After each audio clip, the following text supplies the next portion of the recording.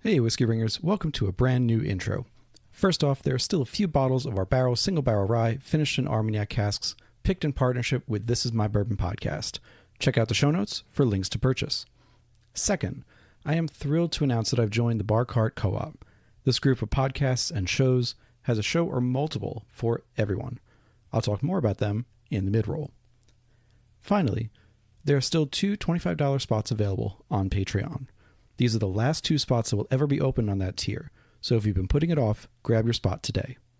There are also spots available at the $15 a month level if you want to support but can't quite commit to that $25 tier just yet. There's a spot in supporting for everyone's budget, and I truly thank you all for making this podcast possible. Hey, Whiskey Ringers, welcome to a new episode of the Whiskey Ring podcast. Today we are going back down to Tennessee. We haven't been there a little bit, but I am thrilled to welcome on, Andy Nelson, co-founder, head distiller of Nelson's Green Brier Distillery in Nashville, Tennessee, and the brand behind, as you know, Nelson's Green Brier, Belle Meade, and many of the most famous releases coming out of Tennessee in the last couple of years. So, Andy, welcome on. Yeah, thank you for having me. I'm excited. So, to just give you guys who are listening a little tidbit, we are going to skip the kind of family history of the distillery to an extent, a couple questions, but the story of the refounding is mostly going to be found in other interviews, podcasts that you could find, as always, in research notes at the end of the show notes. I really encourage you to listen to the story if you don't know it, because it's fascinating, or even better, go to Nashville, visit the distillery, and learn it there, and pick up a bottle while you are there. Amen. So I'm going to start out with the history of the old Nelson's Distillery. So this is from your triple great grandfather in the 1860s, 70s, 80s, 90s, all the way up to 1909. And at the time, just to give people a little background, that distillery was pretty much the biggest one in Tennessee. Right, by quite a wide margin, yeah. But yeah, it was bigger than Jack, it was bigger than George, which were around starting in the 60s and 70s, 1860s and 70s. But you guys were way ahead. You were bottling in glass around the same time that Foreman was doing in Louisville. So very early adopters of that. But as I listened to the history of the first iteration, let's call it, of the family distillery, something kept nagging at me, which was that, Charles Nelson, great-great-grandfather, had the distillery until he passed in 1891. Then his wife Louisa took over and ran it till 1909 when Tennessee Prohibition, state Prohibition, hit. And then obviously that rolled over into nationwide Prohibition. Now, the big question, I guess, is why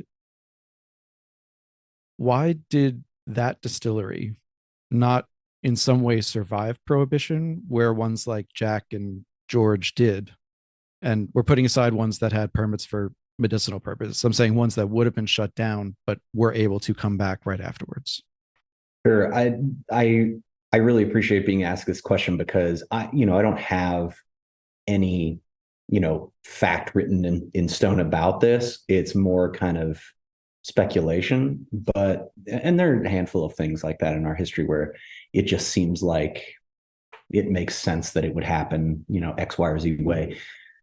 So the way that I think happened that makes sense to me would be that it was so much bigger than any other distillery within the state. So at the time that it shut down, Tennessee Prohibition came along in 1909. And at that time, Green Brier Distillery was responsible for something like 2/3 of all whiskey production within the state, which is crazy for one distillery, especially when you consider how many other distilleries there were just by sheer volume. Of course, a lot of them were much, much smaller, obviously. So what I think happened would be that it was so large that and again, I don't mean to speak for, say Jack or George Dickel or anything, but kind of anecdotally, what would make sense to me is that, if Jack and Dickel were so much smaller, from what I understand, Jack, for example, moved and kind of dodged state prohibition and moved into, I want to say it was maybe Missouri or Alabama or something, and maybe then I into think they had Kentucky I as, think they had sites in both in St. Louis and in Alabama for a certain point in yeah. time. Yeah. And so they were able to kind of dodge state by state prohibition in some way. And then, from my understanding, federal prohibition came along and they shut down for a bit, but then opened back up or something. So the reason I think that they were able to do that was that it was a small enough operation that they could move. Whereas the irony of being the biggest distillery within the state, it was so large that it just wasn't easy to move operations into a different state. It was such a bigger operation that it was a major undertaking to do. I don't know what Louisa may have known about, what was coming down the pike, which is to say federal prohibition and culture and society just kind of flowing in this direction. And also, in my mind, not to speak for anybody else, but it seems, again, speculation here, but putting myself in Louisa's shoes, however difficult that or impossible that may be for me, it seems to me that by the time Prohibition came along as well, she was running this, and she was one of the only women to run such a large distillery in the country. And with all the social and cultural pressures surrounding her, that is to say, the women's suffrage movement, the temperance movement, excuse me, and all of these things, and her being probably targeted by a lot of groups as, you're a woman and you're against this, you run this demon whiskey company and all of that. What I think is that she likely said, okay, this is just a good excuse to just get out of this, and so again, I don't know. I can't say that as fact, but that's what would make sense to me. And plus, the family had gotten into banking. So before Charles had passed away in 1891, he had been an investor in a bank here in town, and so the family had this banking connection, and so they were able to, more comfortably shut down the distillery and get into banking. They didn't have to continue bootlegging or anything like that. And so it just seemed like, if nothing else, maybe the path of least resistance. I want to get, wipe my hands of all this kind of social pressure and such. So that's kind of the way that I've figured it might have gone back in those days. It makes me curious. I know you've spoken to Drew Hanisch over Whiskey Lore, Mm-hmm. and he's about to release. It was supposed to be this month. It's going to be next month. So January 24, he's going to be releasing his book on Tennessee whiskey history. And after this, I'm going to send him an email and ask him if he knows anything, because I think you're right. I mean, in again, pure speculation, but I think you're pointing to things that I would think of too. That's the downside of being very large at the time. Louisa probably targeted. Also, frankly, she ran the distillery for 18 years after Charles's death, which in itself would be a career length. Exhausting at the very least. Yeah. Right. It wasn't like she was 30 or 40 and was going to jump to another estate and distillery. She was probably ready to retire at that point anyway. Yeah. And I'd also she died in 1918. Right. So I mean, that's much still later. incredible. Yeah. So, and I'd also be curious to know if everything was dumped, if barrels were sold elsewhere, into other states before nationwide set in. What we do know about that is essentially when statewide prohibition came, we were made to stop producing more, but we were allowed to sell our barrels off. They didn't just come and smash the barrels. And so we actually had a sort of a third production, or not production, but like warehousing facility up on Whiskey Row in Louisville, at 100 East Main Street, which is now like a University of Louisville art department building. But that was the place when Tennessee Prohibition came. We kind of sold the remaining barrels off, out of the state of Kentucky to keep a little revenue flowing, so it wasn't all just an immediate cutoff of all business. Right. And the last point to that too that you mentioned is that these state prohibitions went into effect in most cases much faster than National Prohibition did. So Louisa may not have had much warning that this was going to take place, in which case Right. there's not a lot of time to move the barrels, sell legally and produce legally, etc. But yeah, it was a question that was nagging at me. And I was sure was going to get a good response, and you definitely delivered on that one. Good. So, with the history of the brand, I should also say your great great grandfather had nearly 30 brands under his aegis. So far, you've resurrected obviously Nelson's Green Brier itself, the Belle Meade brand that was in conjunction with his partner. Of the other 30, any plans to resurrect any of those other ones?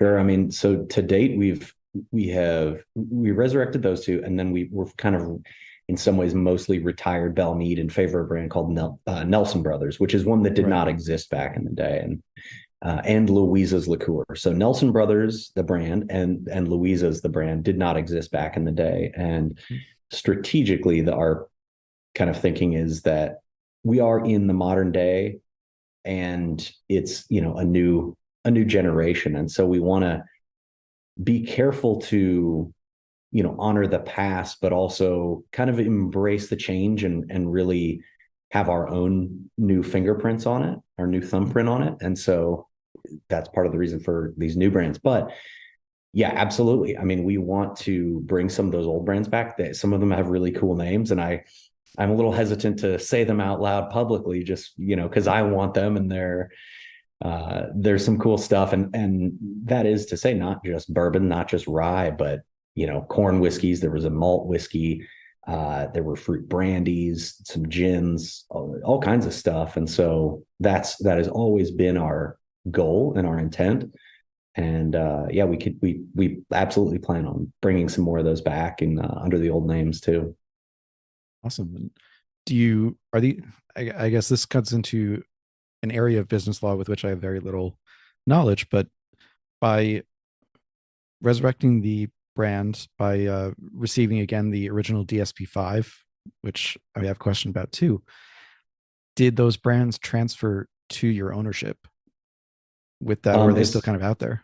Yeah, as far as the brands themselves, so again, yeah, the law is not necessarily my strong suit, though I understand what we need to, of course, but it kind of goes just to trademark law. So as far as the DSP-5 goes, we can talk about that in greater depth if you'd like, but that was just, we knew that back in the day, that's what it was. Although back in the day, it was RD5, Registered Distillery 5, because the sort of phrase DSP didn't yet exist. That's more of a post-prohibition thing. But we just knew that it was RD5 back in the day. And so then when we reapplied for our modern day DSP, we asked for this historic designation, and we gave the TTB this, all the historic sort of data or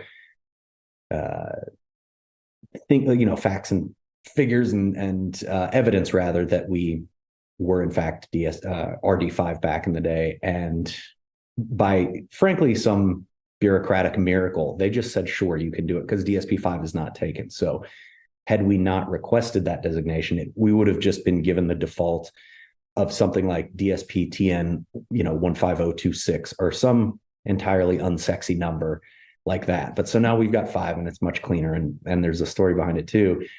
But as far as those other brands go, those aren't necessarily by default in conjunction with the DSP number or even the trademark of Nelson's Green Brier.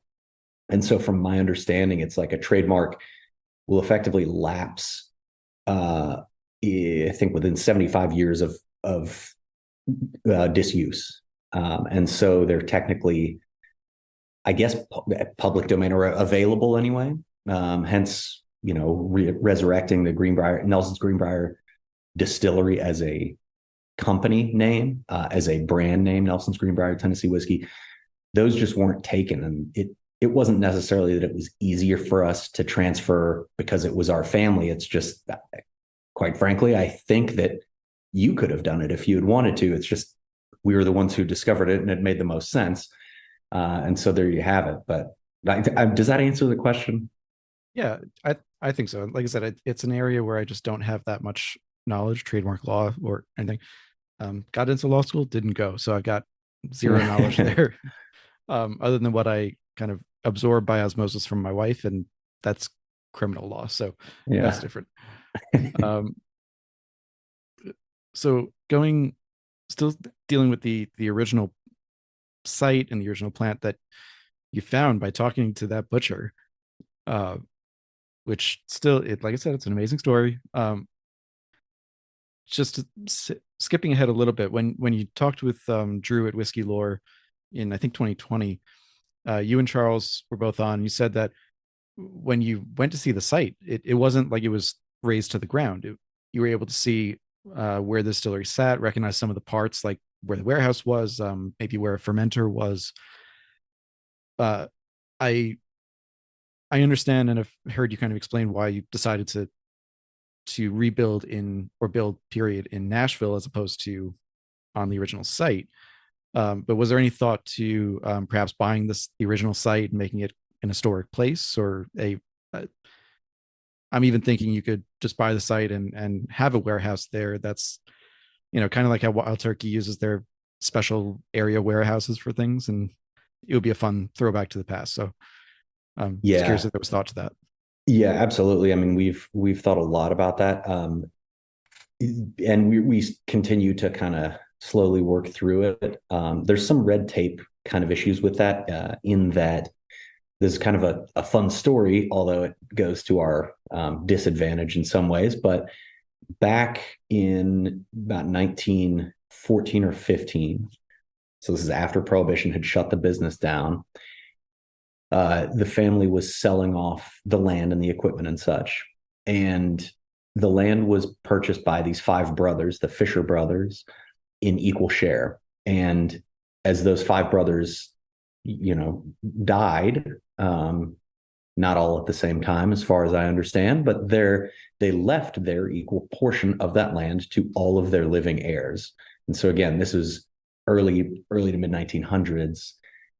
So basically, over the last 100-ish years, all living heirs of five people turns out to be potentially hundreds of people who, right, by law, maybe technically own part of that land. They may not even know it. And so there's part of that kind of trying to cut through the red tape, because of course, the last thing we want is to, let's say we figure out how to buy this land, and then someone comes forward and says, no, this land is rightfully, mine, or at least 1/3 of 1% is mine. And, that kind of thing. Not only would that be difficult and kind of annoying for us, but they're right. It technically would be part of their inheritance or whatever. And so anyway, we're trying to kind of work through it. The folks who currently own the land are of the Fisher family originally. So it's the same family, just different generations. And so great people, they would like for us to have the land because they know what it means to us and all.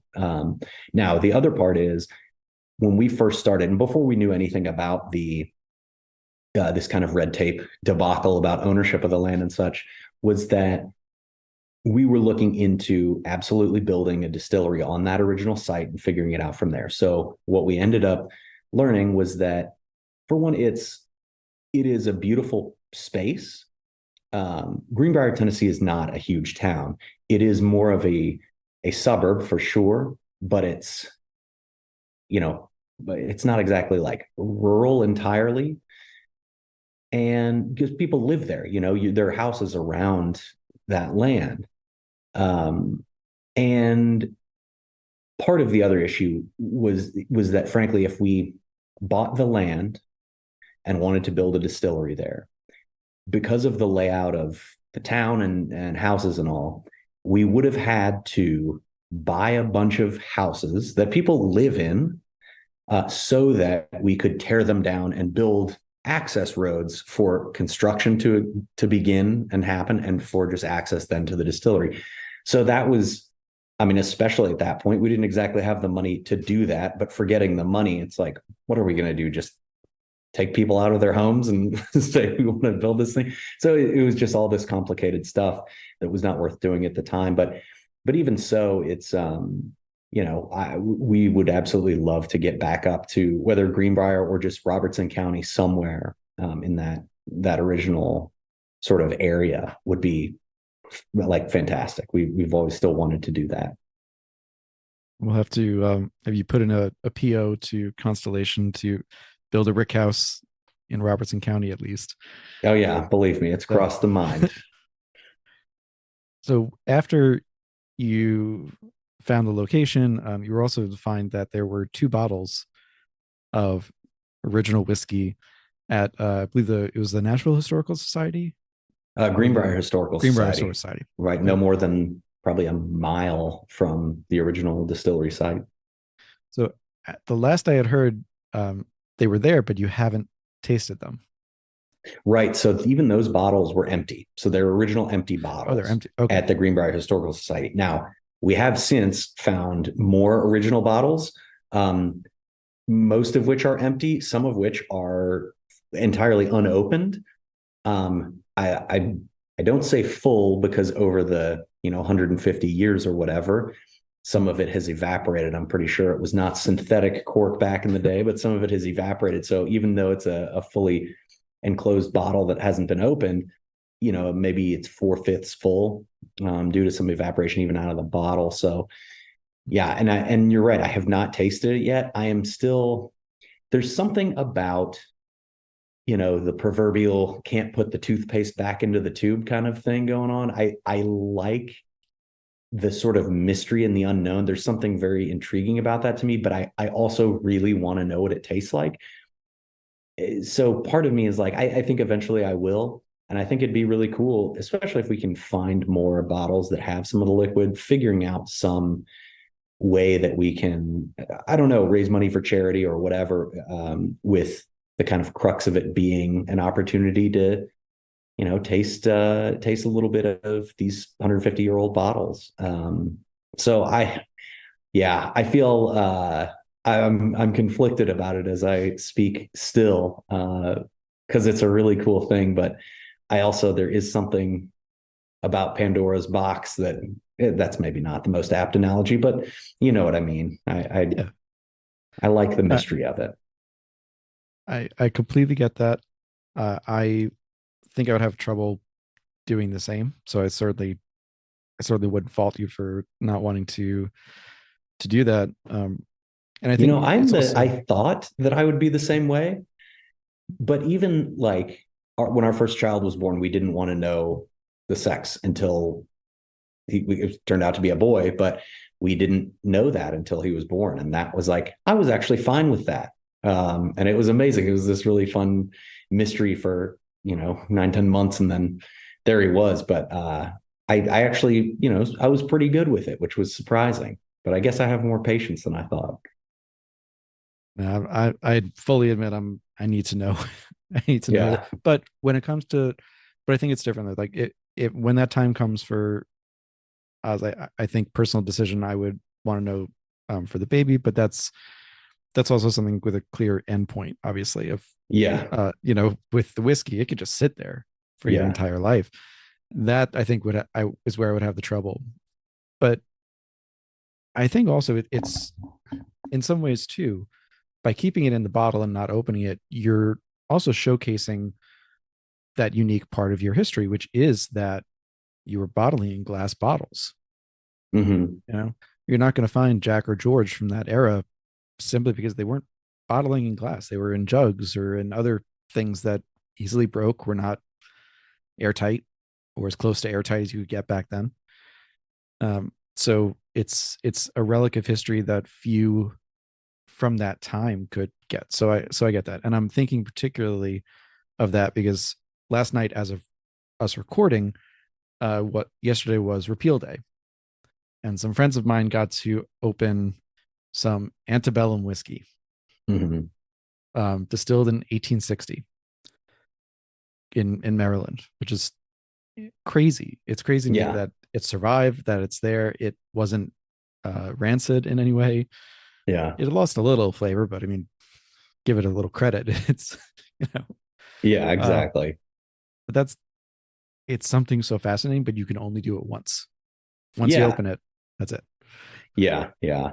So long as I guess you know that you're just like you accept it, and this is what it's going to be, and I'm going with it, kind of thing. The other thing is also this is maybe it's more cynical of me, but there's part of me that's like the fact is the sort of technology, the understanding, the knowledge, the science behind distillation, the understanding of it rather, um, is so much more advanced now than it was 150 years ago. 150 years ago, they, the notion of yeast being a thing that humans could propagate, they, I mean, really, the fact of yeast being uh, as effective as it is, and to me, yeast is it's just the beating heart and soul of whiskey. It is you don't create alcohol without it, So of course, but it was in what 1830s that really yeast was even discovered to be such an important part of it.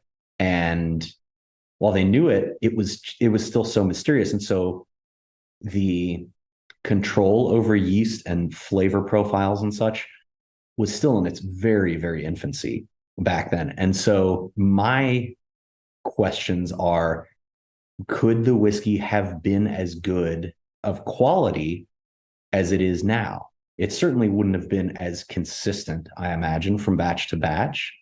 Um, and there's a certain romance to that as well. But that's yeah, anyway, that's just a big question in my mind. And there's part of me that kind of again wants to leave that alone and let the mystery remain. But I don't know. I also just don't want it to like taste it and be disappointed by it. It's like, it wasn't even that good, but you know, I guess we may never know.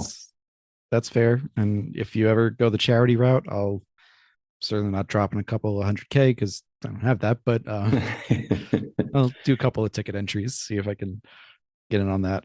Yeah. And I hear you too. There is that thought of what does it taste like? Is it worse? Is it, I mean, even theoretically, is it better? Do we want to shift to this profile? Yeah. And then how do you evaluate it after 150 years? Is it a valid? I think scientific inquiry has to be valid and accurate. So it could taste very good, but is that how it tasted back then? It could taste very bad, but is that how it tasted back then? It's about both at the Right. same time. Yeah. I So mean, one of the things that I've always loved the idea of is taking back to the original site and just kind of trying to harvest wild yeast from there. Now, again, after 150 years of sitting there, um, it will have changed and evolved and all that. But, and also who knows if any wild yeast we harvest, you won't know that it was necessarily the same yeast that was fermenting the mash, but it's a cool thing to kind of make that connection again. So I'd like to do that here at some point in the near future. have you met Alan Bishop? No, I've not met him, but I know who he is. Yeah, he's usually my first go-to person when it comes to yeast. When it comes to catch yeast, I should say. Hmm. Yeast science, I go to Pat Heist. Yeah. Yeast practice, I go to Alan. So he could potentially help you set up some traps there. That would be. I hear your point that it could be a completely different yeast strain at this point, or even the same one that's evolved over a century. But um, I know they tried to do that at the E.H. Taylor site when they uncovered that, and they had the fermenters. I don't know how successful they were, or if they were able to even measure if they were successful. I know they found some yeast. I just don't know what they found. Yeah. Yeah. It's almost an unknowable thing, but it's pretty cool. It is. And it is. That I mean, I can't even say more. It is. It's cool. I love it. So jumping forward now to your current iteration. So still one of the one of the earliest in the craft movement, one of the early, and I hope that's okay to call part of the craft movement, Sure. even as you've grown. So thinking in 2006 or so, I mean, this Yeah. is very early on. Yeah, so 2006 was when we discovered this history, when we made that trip to Green Brier to go to the butcher and get the cow and all, and then we stumbled upon the distillery site. And so from there, it took a few years to get a business plan, going, and that evolved, of course, over the years. And then it took us until 2012 to actually get a product on the market, and that was a 100% sourced product under the Belle Meade label. That was MGP spirit, and we made our own blend of that. And then 2014 was when we were able to actually build our distillery here in Nashville and start laying down barrels of our own distillate. So now we've been distilling on our own for 9 years, which is really crazy to me, but it's kind of amazing. I was going to say in August of next year, in August of 2024, you're going to hit 10 years of your own distillation. Yeah. Any plans looking forward to what a 10th anniversary might look like for that? Yeah, I mean, we've been talking about it, and we're so the thing about opening a brand new distillery is that inherently, or really any kind of production process, the first certainly few months and really year, I would say, there's a period of working out the kinks and getting better and tweaking the process. And so what that means as a result is that the distillate coming off the still in our first year is not as high in quality as it is now, because we've learned so much more, we've tweaked the processes and all that. Nor was it as high in quantity, because we weren't yielding as much, because we didn't know as much of what we were doing. And so there's that. And it's, if we were to release a 10-year-old, whether it be a blend or a single barrel or any kind of product of our own distillate, there is that thing to take into account. Like, inherently, it's not going to be probably as good as what we're laying down today will be in 10 years, if that makes sense. Mm-hmm. But we're absolutely going to do something. I mean, we're not entirely sure. The likely thing is that we'll kind of be celebrating a 10-year anniversary of getting into that building kind of all throughout the year with various events and releases and things like that. So I would just say stay tuned to what we're doing, because honestly, nothing's set in stone just yet, but we're working on it. Awesome. So in creating the brand, as I said, the idea, finding the distillery in 2006, business plan, first product in 2012. And I'm just repeating this more so I can keep my own timeline in check. So between 2012, 2013, 2014, when you're really building out what you want your, not only the existing brand, the Belle Meade brand, but this new brand that you're going to start distilling for, you're under your own name, what you wanted it to be. Were you working with Dave Pickerel from the very beginning, or did he come on a little bit later? Yeah, we were working with him from the beginning. He is the one who introduced us to not only Rob Sherman from Vendome, who built our still, but pretty much any vendor who built or sold us equipment in our distillery, as well as other folks. Both Dave and the late great Dave Pickerel and late great Richard Wolf, helped as a barrel broker. We bought our first barrels from MGP through Richard Wolf, and I can't remember if Dave introduced us to Richard, but my God, that was just so long ago. It's crazy. But yeah, I mean, Dave was right on the ground floor. I mean, he was one of the first people we met. In fact, it's also a really funny, interesting story that before we met Dave, you know what it was? Dave did not introduce us to Rob Sherman at Vendome. Rob introduced us to Dave. So Vendome is a little easier to kind of spot, just because, well, you need a still and everybody's going to know where to go for that, for American whiskey, 3-hour drive from here. So we went, and Rob's just an incredibly nice and generous guy. So he gave us some names of folks, and he threw out the names, specifically Lincoln Henderson and Dave Pickerel. And we talked to Lincoln first. We met him, because we were just essentially trying to flesh out a business plan. What's this business all about? Can you give us any advice? Get give us some other names of people and all. Would you be willing to kind of help us consulting, et cetera? So we met him at like, some hotel, like Holiday Inn lounge in outside of Louisville or something. And we talked to him for a while and told us this is, we've got this family history and we want to bring it back and all.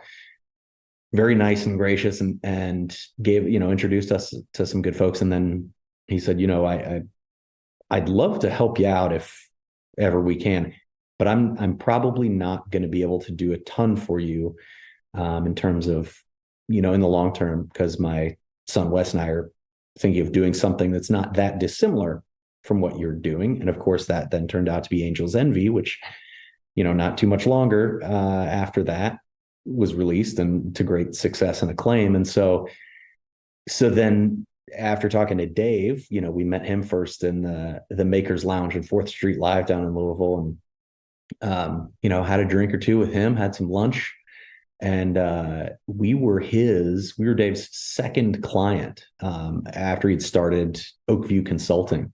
And so it was a bit of a taste, sort of a test for us and for him, as far as how he was going to work his consulting business. But I mean, he just was such a help. It's unbelievable how much he taught us. And then, once we built the distillery, he was the one who taught me how to make whiskey. And so, a lifetime of thanks to Dave for that. But yeah, I mean, I guess to answer your question, we were working with Dave really from the very beginning, and all the way through it.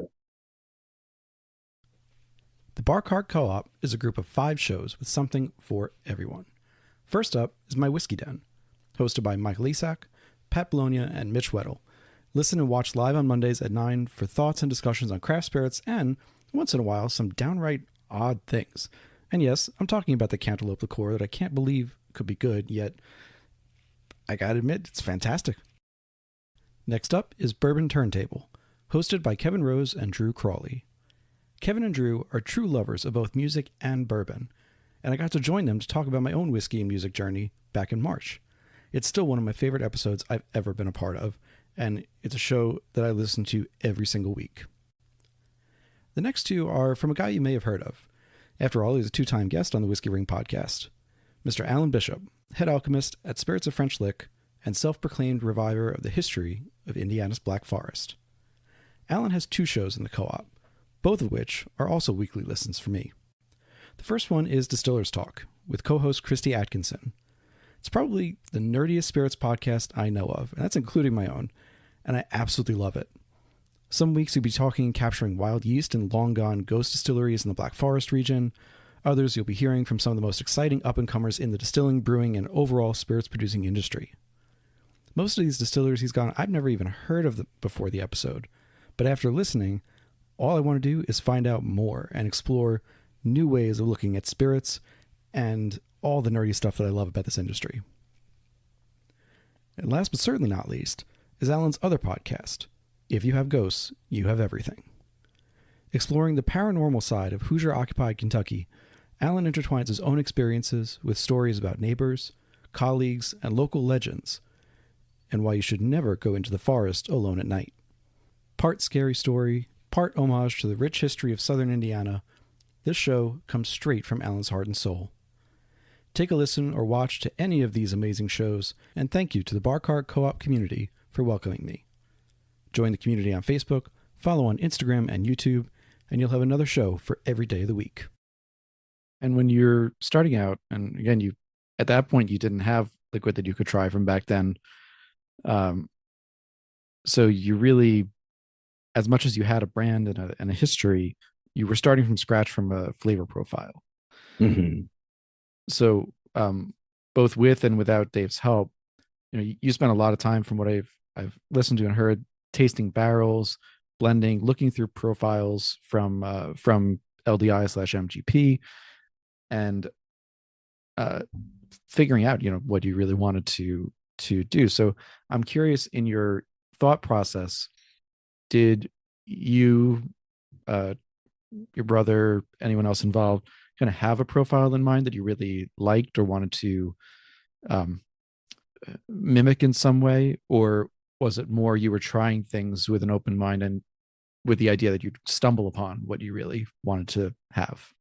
More the latter. We were not going in with any kind of preconceived notion about what the flavor profile should be, other than we ended up. I think we actually found this bit of history after we had leaned toward the flavor profile that we ended up using, but that Belle Meade, the brand back in the day, we never had a mash bill specifically for it or anything like that. But we did know that it had a decent amount of rye in it, but there was still a bourbon and there was a Belle Meade rye and all this. So it turned out to go pretty well hand in hand with what MGP, or excuse me, it was LDI. The further we get removed, the further we go. I'm like, I always forget that it was LDI still back in those days. But what LDI had in their inventory was a lot of really excellent, high quality, high rye bourbons, and particularly what everybody knows now is their 21 and 36% rye bourbon mash bills. And in those days, we actually used a couple different yeast strains, one of which they shortly thereafter discontinued. But we used two different mash bills, two different yeast strains, and that's really where we learned to hone our blending chops before we were able to start distilling. And so as far as the flavor profile in what would become Belle Meade bourbon in the modern day, it was, Dave was kind of driving it, but we were driving it. He was more kind of navigating, in the passenger seat. And we trusted him a lot because, that's what we paid him to do.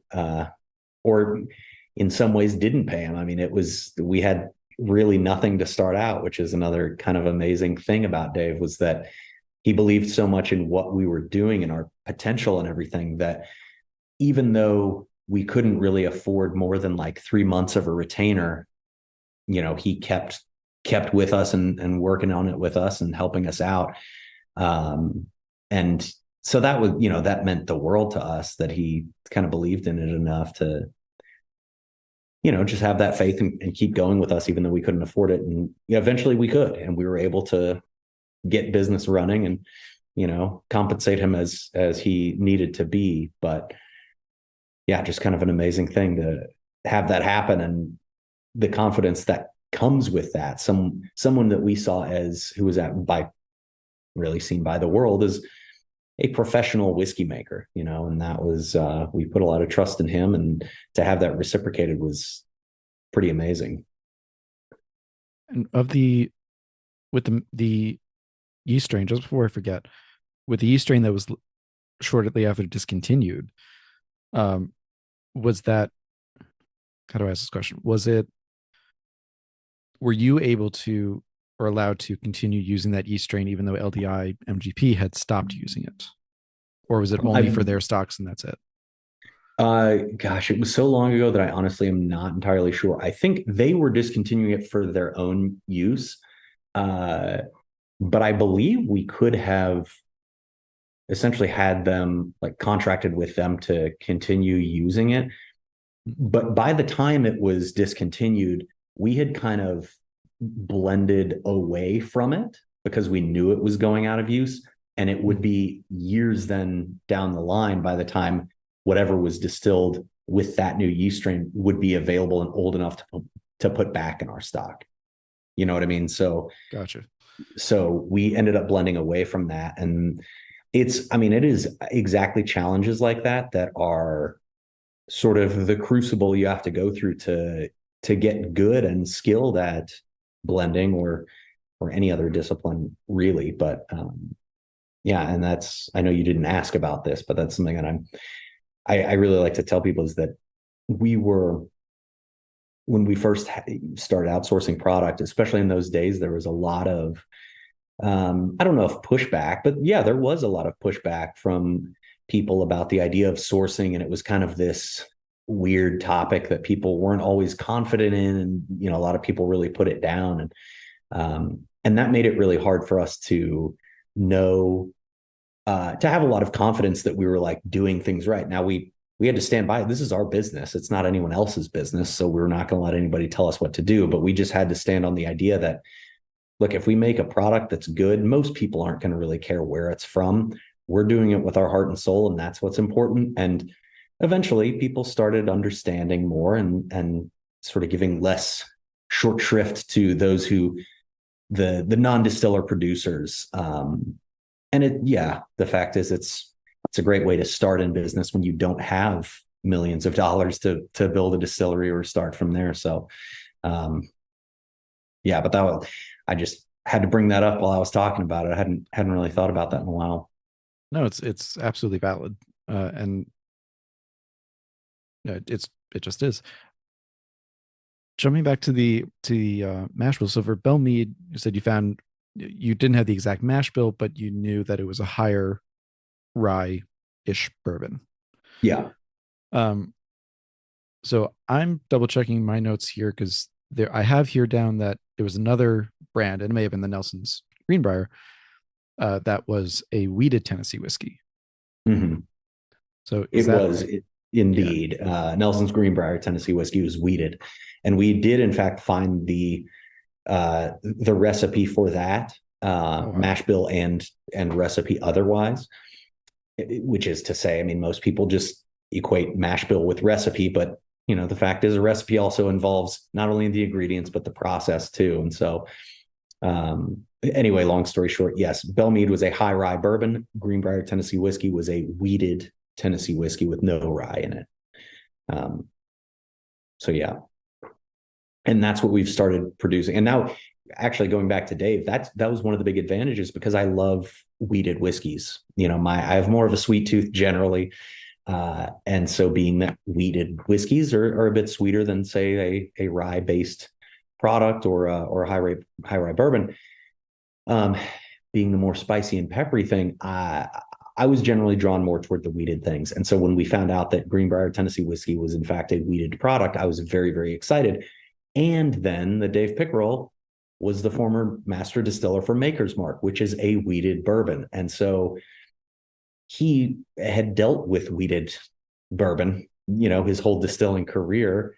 And so was really something of an expert on that, and was able to kind of give us little pointers and tips and tricks here and there. And again, kind of navigating the way to, one of the things that I loved about him was that he wasn't like a good, I guess, consultant. He didn't try to own anything that we did. He knew this was our idea. And so he just gave us the pointers, the facts, a roadmap to make our own mistakes and learn from them and put our own thumbprint on it.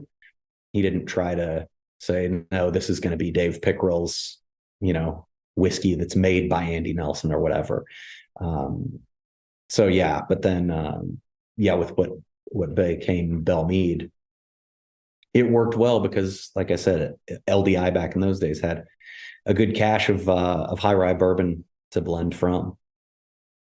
Absolutely. And how, I guess, for how long did you officially work with Dave? Because I know he's someone who, once you've worked with him, he was willing to take your call whenever. But in preparation for the next question, when did the partnership kind of officially cease? That's a good question. I'm not sure there was really an official, probably, if we opened in 2014, it was, I don't think I've ever been asked that. I don't know. There was never like a particular moment. It was because we'd kind of paid him on retainer for a while when we first started getting going, but then we got going and we didn't need, it was more just like an ongoing basis where, if we need him to come in, it's like, all right, we'll fly you out for a day or three and pay you hourly and that kind of a thing. But it was just that ongoing thing. So there was never really, I guess if I must say it, it would be, until the day he died. That was to be it. But I'd still give him a call today if he were here, ask him, a little bit here and there. Because the other thing was he knew not only about the science and process of distilling, but not to mention the mechanics of all the piping and all these things that you don't necessarily think of as the romantic part of distilling. But also he had such a look into all the other distilleries and brands that he had consulted for, he got such a good view into all the different sort of business plans and marketing plans and seeing what worked and how to do it and all that. So he was kind of an expert in all of that, given his point of view and perspective on everything. So the reason I ask is I genuinely didn't know what the date would be either, and if it was until the day he died. I'm always curious when a distillery works with a consultant, and it could be Dave, could be Nancy Fraley, could be the also late Jim Swan for more world whiskeys. These consultants are kind of titans of the industry in a certain way. They have fingers in so many pies and influence with that. There's also kind of a phase either after or later in the relationship where the producer, just for lack of a better term, they're on their own feet. They're not the baby that has to be carried around anymore. They're walking and running. And I'm always curious at that inflection point, or inflection points in some cases, what changes were made and what deviations came about from, let's say, you and Charlie, as opposed to what maybe Dave would have done, for better or worse. Yeah. Interesting. There nothing comes to mind as like a big, bold, obvious answer to that. And I think that is due a lot to what I said a minute ago about Dave just being able to kind of, here's the roadmap, go whichever way you want.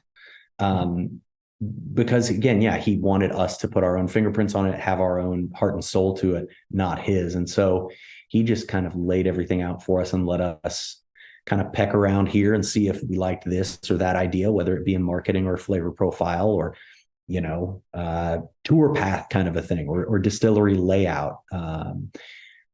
So I guess from there it became in some ways more exciting in that to be fair, I don't know if there's anything more exciting than physically setting our distillery up and having the still get up and running. And the first time you do a water test, make sure all the pipes are not leaking and all that. Then it's like, all right, time to go. That's about the most exciting that it can get. But then once, we graduate kind of to walking and running, then it's exciting because we get the fundamentals under our belt.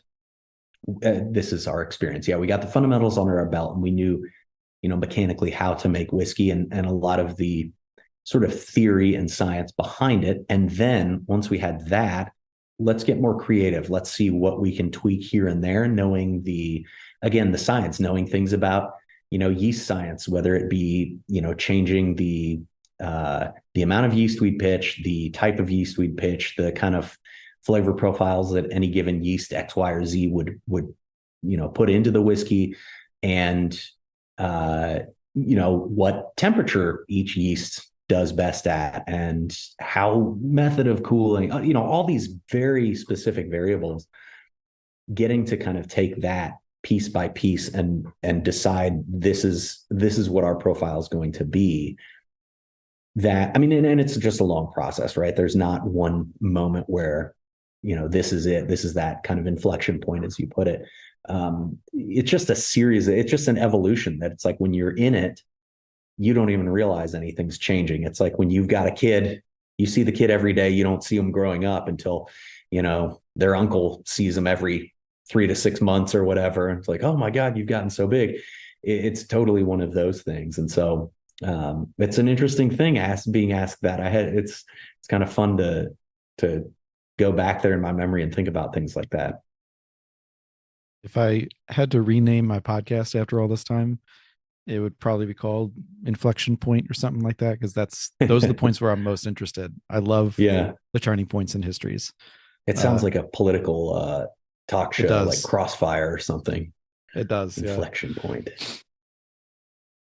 With the process that was developed for you to distill, of course, part of that process, being a Tennessee whiskey, is you have to have the charcoal filtering. Mm-hmm. It was fascinating to hear you talk about, and I didn't mark in the question notes which interview this came from, but to hear you and Charlie describe the differences in how you charcoal filter as opposed to, George Dickel or Jack Daniels. And just to give a little context, before I let you kind of describe that and how your method came about, I haven't been to Dickel, so I just know they use the wool kind of blanket almost to disperse the whiskey over the charcoal, whereas Jack, you've got 10-foot high vats where a drop of whiskey takes anywhere from 6 hours to a day to get through. And it's really densely packed, small granules, all of that. So you have those two versions of charcoal filtering, and then you've got Nelson Green Brier version. And just last point before I promise I let you talk, is is Tennessee law. It just states has to go through charcoal filtering.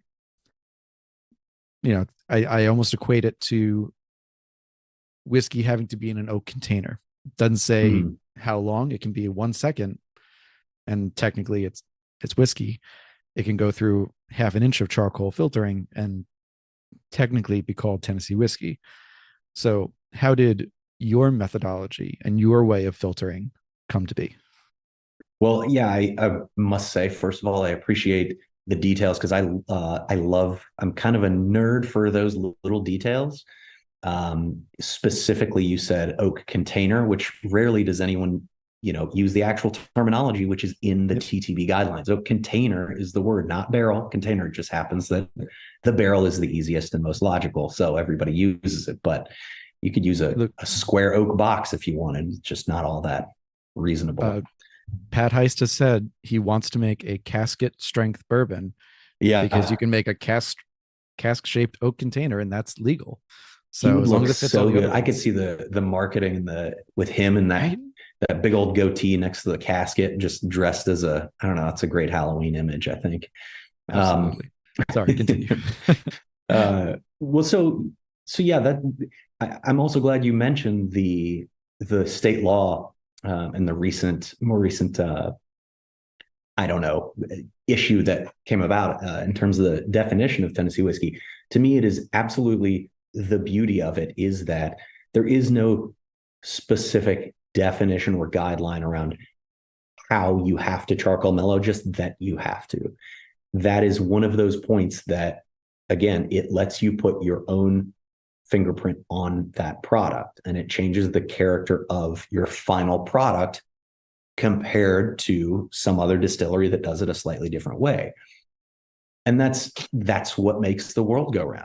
Everybody kind of does it their own way. And if it were all the same, it'd be boring. So one of the things that in the legislation that was, 2016, I want to say, as far as codifying the definition of Tennessee whiskey, which, speaking of nerdy details, little kind of understood fact, TTB does not recognize Tennessee whiskey as its own thing. They would only recognize that as a geographical indicator, like whiskey from Tennessee, but TTB doesn't recognize it as being basically bourbon that's distilled and aged in Tennessee and has to go through the charcoal mellowing process. Mm-hmm. So the definition of Tennessee whiskey as we know it colloquially is a state of Tennessee definition, not a federal definition, which is an important distinction. Mm-hmm. But years ago, there was an effort to, in my personal opinion, and I believe the opinion of a whole lot of other distillers, to effectively chip away at what we'll call the brand equity of the definition of Tennessee whiskey. So, while I am not in the business of speaking for other brands, the whole world knows that what people know of Tennessee whiskey now in the modern day is because a brand called Jack Daniels exists. And we have them to thank for a lot of that. Now, that is kind of what people had in mind. And frankly, what was created was the definition of Tennessee whiskey within the state was, as I stated, effectively it's bourbon, which is to say, a spirit made from at least 51% corn, aged in unused charred oak containers, and distilled in and aged in the state of Tennessee and undergoing the charcoal filtering process. So that's what we know as Tennessee whiskey. And it's broad enough that, again, you can put your own individual, I feel like I'm using this term a million times today, but your own fingerprints on it, your own character. I think that's only the third term. So I think you're doing fine. Continue. At least it makes sense. People know what I'm talking about. And anyway, so there was an effort to essentially remove the requirement for not only charcoal mellowing, but also for an unused charred oak container. So in other words, if this law had been changed to the satisfaction of, I believe it was Diageo that was really, Diageo and another brand, an independent brand out of Trimble, Tennessee called Full Throttle. And I'm not like throwing anybody under the bus here. This is just like facts of how it went. It's public knowledge. Yeah. Yeah. It was a long time ago and we're all good, but anyway, so they brought up this idea. So if they had, that side had gotten their way, it would be that Tennessee whiskey has to be essentially, a whiskey distilled and aged in Tennessee, at least 51% corn, but you can put it in a previously used barrel and you wouldn't have to do the charcoal filtering process. Mm-hmm. So the reason that's important to us is not only the charcoal filtering is important because it distinguishes us from any other state specifically. But in my mind, the even more important part is that used barrel, the potential for a used barrel already. Now, to me, one of the fundamental advantages that we have in American whiskeys and bourbons in particular, and Tennessee whiskeys, is that we are required to use a fresh barrel that has not yet been used before. And the reason that I find that important is the analogy of a tea bag, where if you steep your tea bag in hot water, you're going to get a nice cup of tea. Well, you take that tea bag out and you put it in a second cup of water, all that good stuff, all the best stuff is gone. And it's going to take you a lot longer to try to extract some of the good stuff. And you're frankly just not going to get as much out of it. And so depending on what you're looking for, that may be for better or worse.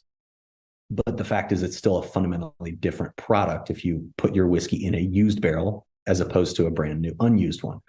And so to me, that is the heart and soul of American whiskeys, or bourbons rather, and Tennessee whiskeys as we know them now. So that was a huge thing. Now, without getting into all the kind of back and forth and how that legislation went, the fact is that it ended up remaining as is, and the vast majority of distilleries within the state were very, very happy, because it really is a matter of keeping that brand equity high and keeping the big picture kind of quality points really high, while not putting too many guardrails or handcuffs on people by saying you have to do it this specific way. It was, you have to do it this general way. And to me, that's the very best way to foster the most creativity, is like put a little bit of pressure on someone and they'll find a good creative way to make something unique out of it. And that to me is just kind of a fundamental aspect of human nature and creativity, and making something unique and interesting and cool. So I was quite happy with the way that turned out, but it's important, and was very much important for us because we're in the world of Tennessee whiskey here. I mean, we call our Green Brier the original Tennessee whiskey because it dates back to 1860, which is, earlier than any other Tennessee whiskey that's out on the market today. So it was a big part of not only our history, but kind of brand identity and everything like that. So it was important. Yeah, it's 6 years earlier and 2 RDs, now DSPs, earlier than Jack in 1866. So it is the oldest. And again, I look forward to Drew's book to learn more about the histories. Of course, I think I'm comfortable saying, of course, on this. I know more about Kentucky bourbon history and American whiskey history than I do Tennessee, and especially outside of those large brands. So, Drew, if you're listening, can't wait till that book comes up. By the way, I must agree. Shout out to Drew Hanish. Drew is amazing. He, every now and then he'll ask us, he does just really great research. And so we have him to thank for a good handful of little tidbits here and there that he's kind of found out over the years that, clarified or slightly adjusted kind of our points of view on how our company history was and the very specific details around it. It's really, I love that being able, because to me, to our company, the truly important thing is the actual truth, factual truth, and exactly how it was.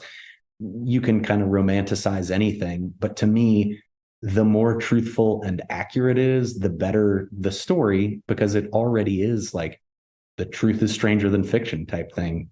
In my mind, applies to our business, and that's exactly what makes it so exciting. So Drew's been a big help with that, and I appreciate his hard work and diligent research on all that.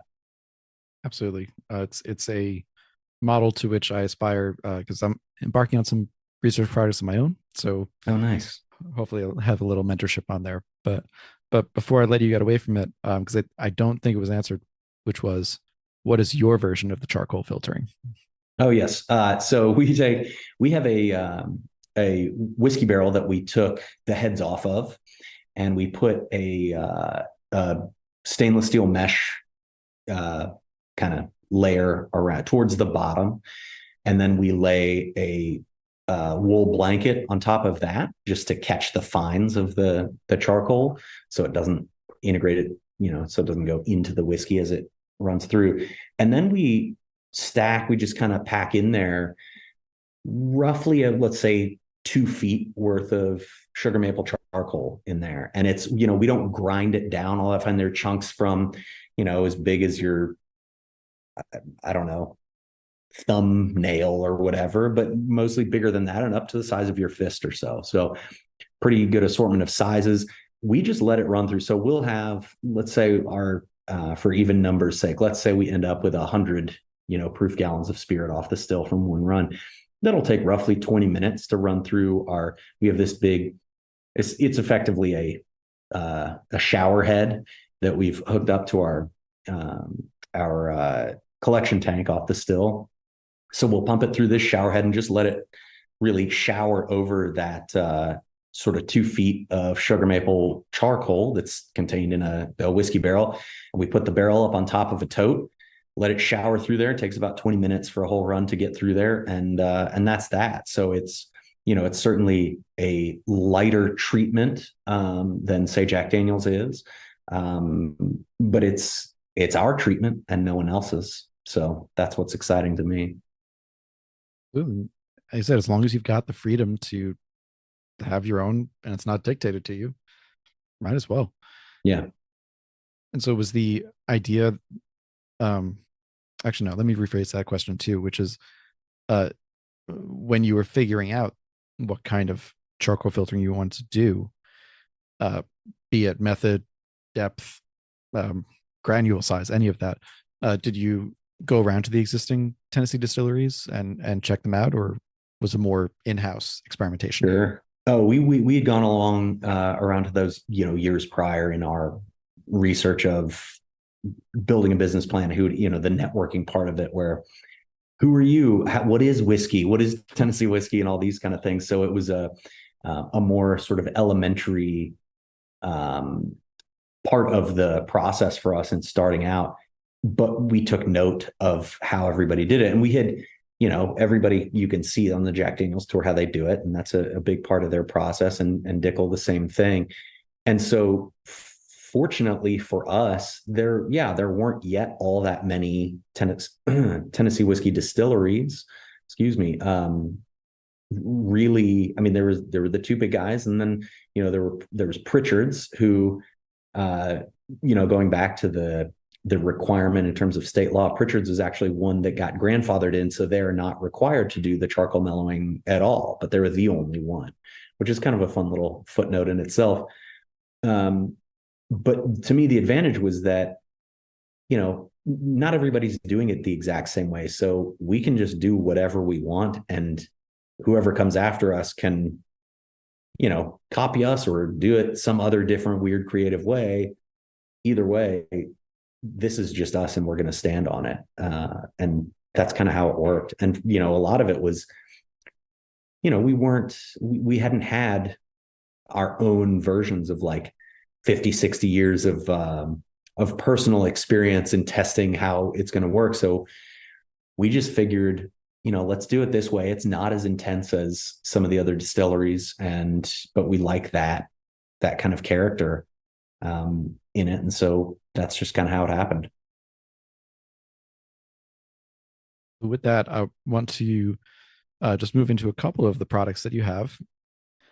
And as I said, the Belle Meade brand has been scaled back quite a bit in favor of the Nelson brothers and the Nelson's Green Brier Tennessee Whiskey. Belle Meade still will be coming out as a kind of an annual or once in a while release for special releases, but the focus of the brand is really on the Nelson brands. Right. I do want to first shout out the 15-year-old rye, which I'm only shouting out now because I believe it's sold out. It is. Yeah. Yeah. I got a bottle of that, and that is some of the best rye. It might be the best rye that I've had this year. Wow. Thank you. I think it is. It was fascinating because it was 10 years. It was 10-year-old rye from LDI MGP, but then aged another 5 years in Tennessee.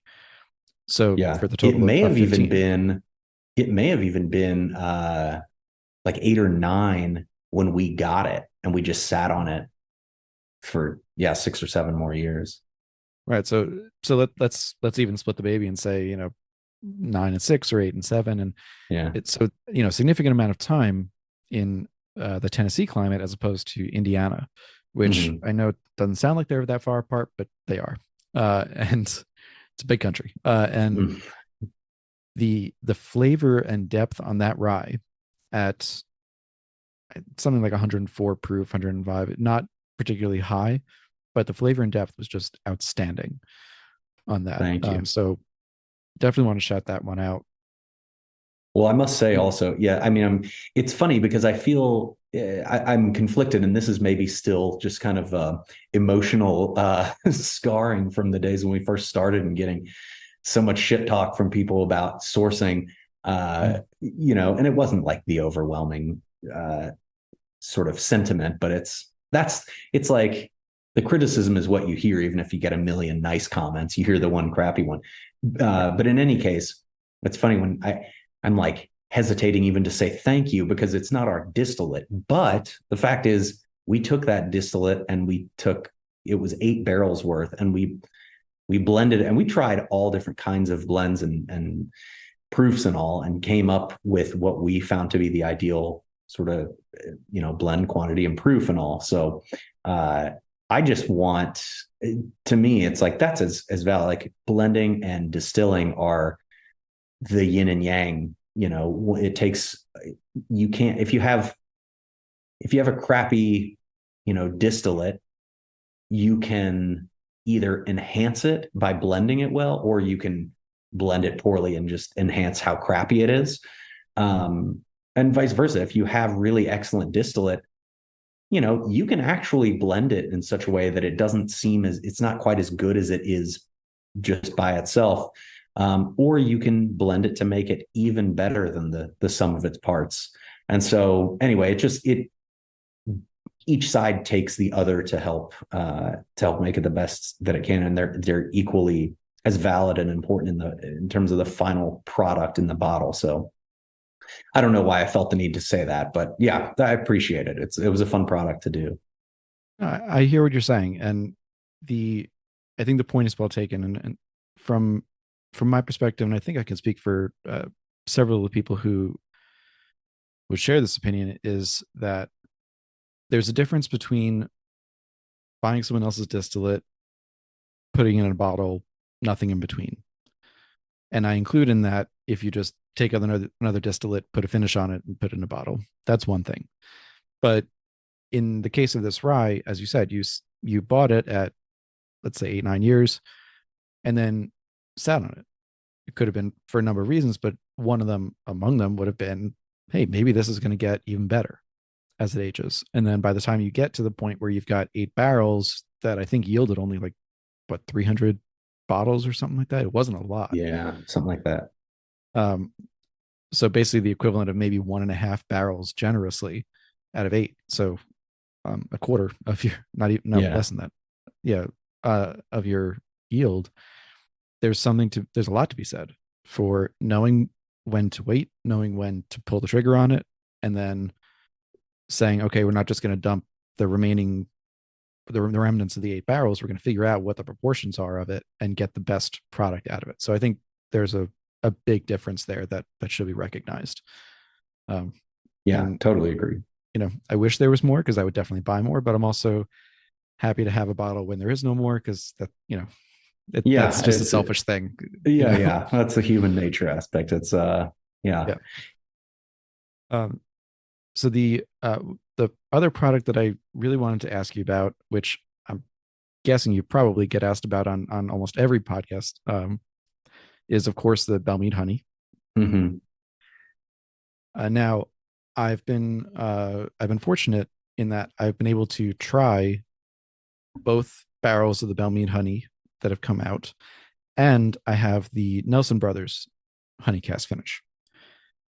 Now, both of these have, or all three, I should say, have used True Bee honey. So Mm-hmm. you send the cask to True Bee, they fill it up with their honey, so they get barrel aged honey, and then they send you back the barrels. Uh, Now, those two Belle Meade releases are among the kind of legendary stories of the new whiskey movement, especially single barrels. I know that people were waiting hundreds deep in line to get them. Uh, so again, fortunate to have tried them. And now I have a bottle of the Nelson Brothers honey, and I was trying it alongside, and there's definitely differences. I mean, there were differences between batch one and barrel one and barrel two of the Belle Meade honey. Now, what I'm curious about, I guess, is by the when you're thinking about putting out a Nelson Brothers release honey cask finish, and I've heard you talk about the insanity that goes on or went on for those other releases. Were you thinking more that you wanted to create a product that was of the same vein but more available, or were you going more towards you want to try to recreate this, but using our new whiskey, if you will, our own whiskey? And I'm just curious which way your thinking process went around that. Yeah. So with it kind of starts with a fundamental difference or really change or evolution from the brands of Belle Meade to Nelson Brothers. So to clarify, and I don't know if this was the right way to read this from your understanding, but Nelson Brothers is still all sourced spirit. It's none of our own distillate yet. It's just more of a different branding. And so part of the primary driver behind that is visually and aesthetically, you look at the label of Nelson Brothers and you put it right next to Green Brier Tennessee Whiskey, and there's an obvious, clear connection there. Whereas if you put Green Brier Tennessee Whiskey next to a Belle Meade bottle, you'd have no idea that they were related or from the same producer at all. Mm-hmm. So that was a big part of it. Now, when we moved from Belle Meade to Nelson Brothers, we're still using the same inventory of barrels to put in there. And so it gave us an opportunity to tweak the blend a little bit, but we didn't go crazy. So it's because we understand and hope that it would be the same, baseline consumer for it. So we didn't want to go too far out of bounds on that. We wanted to keep it, this high rye bourbon at around, we went with classic, for Belle Meade Classic to Nelson Brothers Classic, we went from 90.4 proof to 93.3 proof, for example. But it's still the same basic high rye bourbon. The blend is a little bit different, and it's still bourbons from Tennessee, Kentucky, and Indiana. And so there's that. So you taste, Belle Meade Classic side by side with Nelson Brothers Classic, you'll probably tell a little bit of a difference, but not a world of difference. And so in that respect, when it came to doing the honey cask, the idea was just, this is going to be as similar to the Belle Meade honey as the Nelson Brothers Classic is to Belle Meade Classic. We know that this honey cask finishing works really well with this style bourbon, this high rye mash bill, this blend, this flavor profile. And so we just kind of wanted to keep it that way. We didn't want to go crazy and too different. So I guess I would say the difference, like, there's a difference between each batch of Belle Meade that we released. In between each batch is going to be different. And so there's going to be a difference in each batch of Nelson Brothers honey that we release as well. Now, we were able to release a little bit more of the Nelson Brothers honey, and that was partially due to just kind of starting and figuring out to order, kind of max out the number of barrels we could use of honey barrels from True Bee.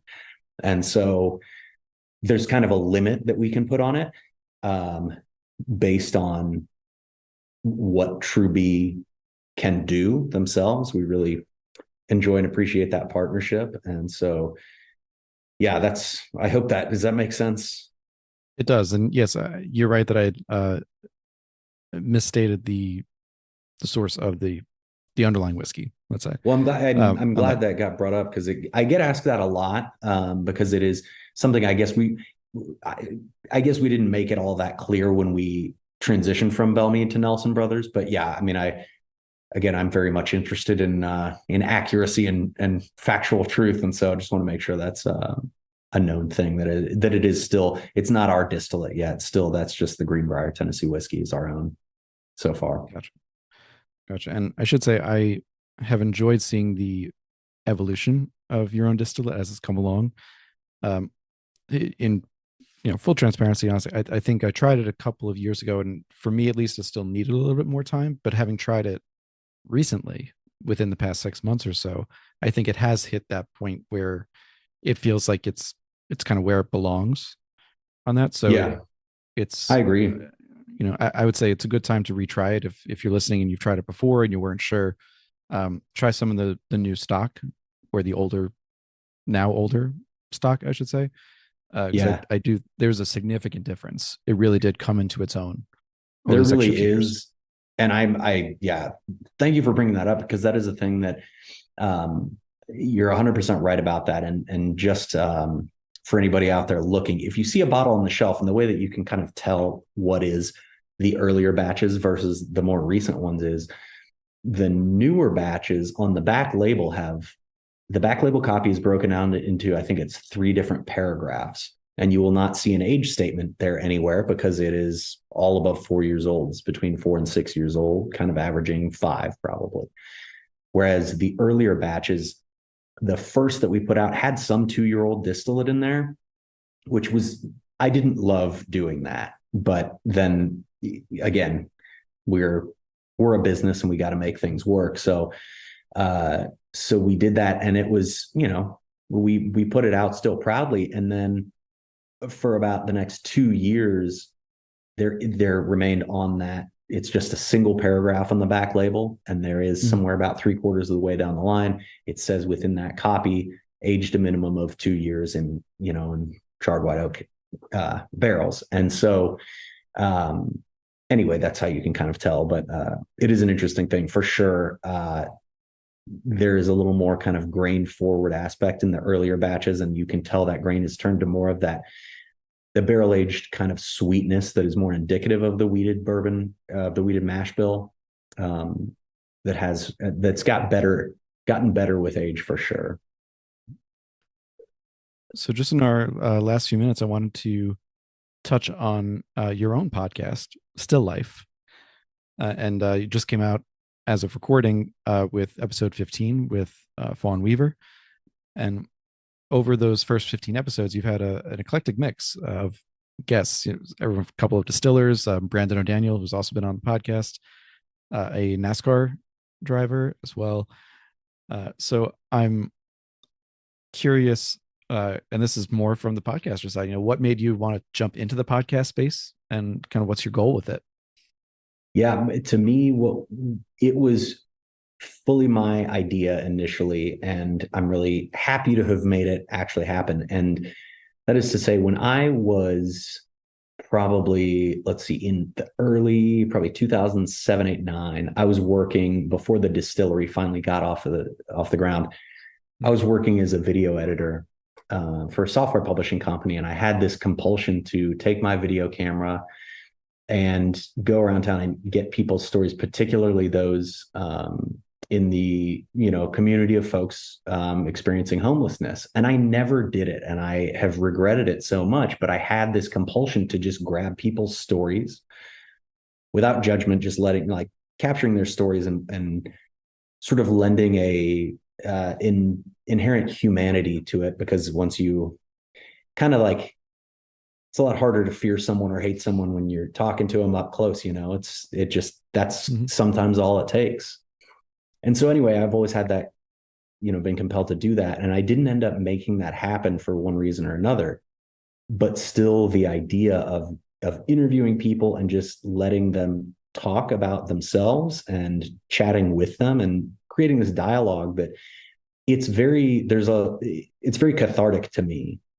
Just engaging in long form conversation, I feel like is such an, unfortunately, such an old, it's almost an outdated thing. And now thankfully podcasts have been able to revive that. But there's almost nothing I despise more than seeing on, some news blurb, someone asking a politician something, and it's a quick question and it's kind of meaningless, but then they use it to say whatever question they wish they'd been asked instead of answering the question they were asked. So anyway, I just kind of craved that kind of relationship with people, and so that was really kind of my idea. And then it's like, well, I'm in the distilled spirits industry. There are a lot of people in this, and a lot of the podcasts and shows and things like that, whether it be a YouTube reviewer or whatever, so much of it, particularly in terms of consumers or just whiskey enthusiasts, was geared more towards, say, mash bills or the technical details of distilling or things like that. And my interest in this is more highlighting the human stories. I want to know how someone grew up, what affected them, what made them who they are, that got them into this industry. And kind of my hope is to gradually paint a sort of a portrait of the industry based on the hospitality industry in general, based on who is in it, not necessarily what their, profession shows, but who their brother or sister or best friend would know, that kind of a thing. And so I must say, they're probably the most outside of the industry would be Ketch Secor from Old Crow Medicine Show, not necessarily in the industry. And then Stephen Parsons, the NASCAR driver. They were just really fun because we've done kind of partnerships with both of them. And so it was like, well, these are interesting people. I want to know more about them. And, we threw a little whiskey talk in there and maybe drank cocktails while we were talking, but I'm not trying to put too many heavy guidelines on it. It's kind of whoever I find is interesting or worth chatting with and talking to. It's kind of all up in the air for me. I like it. I've enjoyed listening to the episodes so far. As I said, I was in the middle of your one with Fawn Weaver when I just ran out of time to finish it beforehand, but I think there's definitely a niche for you there, especially when you're talking to people, maybe if I put it this way, from my perspective, because you're in the industry, you can talk to someone like Brandon, like Fawn, and there's a little bit more trust and equanimity between you guys. So you'd be able to ask the questions of, well, how did you grow up? If I'm asking that as an outsider from the industry, I may know a lot about their whiskey and their distillery, but it's odd. You know what I mean? It's right. Disjointed. Totally. And having those personal relationships there is definitely a niche. I haven't seen anyone else really doing that. I think and hope for that reason, because it's otherwise kind of weird. But I look forward to hearing more episodes as they come out. Good. Well, thank you. And I appreciate you saying that. I mean, I think a prime example of that is Chris Fletcher, the master distiller for Jack Daniels. I mean, I had him on in one of the probably middle, 7th or 8th episode. And it's just, he's a friend of mine. We were in the Tennessee Distillers Guild together and known him for years. And we have kids close to the same age. And so it's, but just talking to him on a level that's, we kind of get along with each other well, and we'll kind of joke around at guild meetings and board meetings and stuff like that. And so it was a cool chance. It's also honestly one of my favorite things is as I heard someone else who has a podcast, maybe it was John Edwards from Dad's Drinking Bourbon, which he was my first guest, said something about how, as an adult, it's not that easy to make new friends. And so the sort of craving of, I guess for lack of a better word, the craving of like new friendship or just relationships and these long form interviews and conversations it's more of an excuse as a proper adult to say, hey, you want to come over and hang out at my house? Because you just don't do that as an adult, really. You got other things going on and you sound like a child if you say it that way. Or you can anyway, but this is like a really great excuse. And I think similarly, being a whiskey fan or enthusiast is actually another perfect way to have that excuse to say, hey, you guys want to come hang out at my house? We'll drink some whiskey together, instead of like, my mom just got this new big jug of chocolate milk. Come on over. It's all kind of in the same vein. Whiskey versus chocolate milk. I don't know if that's a debate for another day. They both got their place. Who knows? Yeah, you might be surprised. I don't know. Yeah. Well, Andy, thank you so much for taking the time today. This was a really great interview. Really enjoyed it. Hope you did as well. Yeah, absolutely. Thank you so much. If you're going to find yourself through Nashville, it's not too far from the airport. It's pretty easy to get around Nashville. So make sure take a trip over to Nelson's. You can find them at nelsonsgreenbrier.com, also ngbd.com, and all the links, of course, and socials will be in the show notes, as well as research for this episode. Andy, hang on with me for just a minute after recording. This has been another episode of the Whiskey Ring Podcast. Thank you all for listening and supporting. And as this episode comes out, I believe we're going to be just about entering the new year. So happy New Year, everybody. See you in 2024. Hey, folks. Thanks for listening to another episode of the Whiskey Ring Podcast. If you like what you hear, please go ahead and click that subscribe, follow, or like button. Leave a rating and review on your podcast app of choice, and let me know what you want to hear. You can reach out to me through the podcast apps or email me at david@whiskeymyweddingring.com with any suggestions or ideas for new show guests. You can also support the podcast at patreon.com/whiskeymyweddingring. That's whiskey with an E, for as little as $1 a month. $5 a month gets you access to bonus content, including our soon-to-resume Under the Influencer series, and $25 a month means you join the Barrel Share Club. Each month, Barrel Share Club members get to try products sent to me for review, bottles from my own collection, and sometimes bottles that I just pick up because they're fun or interesting. Right now, only 5 spots remain in the Barrel Share Club, so grab your place today.